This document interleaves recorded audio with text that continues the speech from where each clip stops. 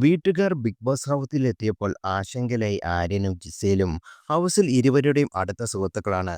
എന്നാൽ വീട്ടുകാർ ഹൗസിൽ വന്നപ്പോൾ ഈ സൗഹൃദത്തിന് വലിയ വില കൊടുത്തതായി തോന്നിയില്ല.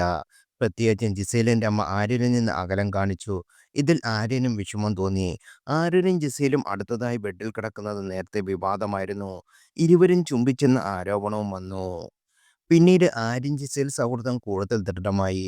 ഇത് പലതരത്തിൽ വ്യാഖ്യാനിക്കാനുള്ള ശ്രമവും നടക്കുന്നുണ്ട്. ഇതുകൊണ്ട് കൂടിയായിരിക്കും ജിസേലിന്റെ അമ്മ ആര്യനോട് അകലം കാണിച്ചതെന്ന് പ്രേക്ഷകർ പറയുന്നു.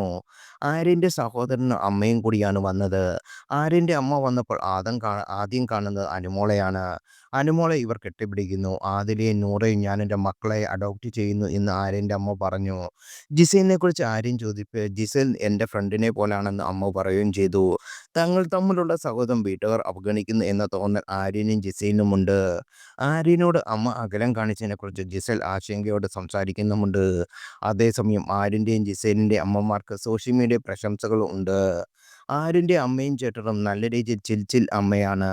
ആര്യൻ്റെ പോലുള്ള തൻ്റെ ചേട്ടനും നല്ല ആയിരുന്നു ഇവർ. അമ്മ ആര്യൻ്റെ പോലെ നല്ലവണ്ണം സംസാരിക്കുന്നുണ്ട് മലയാളം. മലയാളം അറിയില്ലേ ശരിക്ക്. എല്ലാവരെയും ഹഗ് ചെയ്തു. ആദിലയും നൂറയും വലിയ ഇഷ്ടമാണെന്നും പറഞ്ഞു.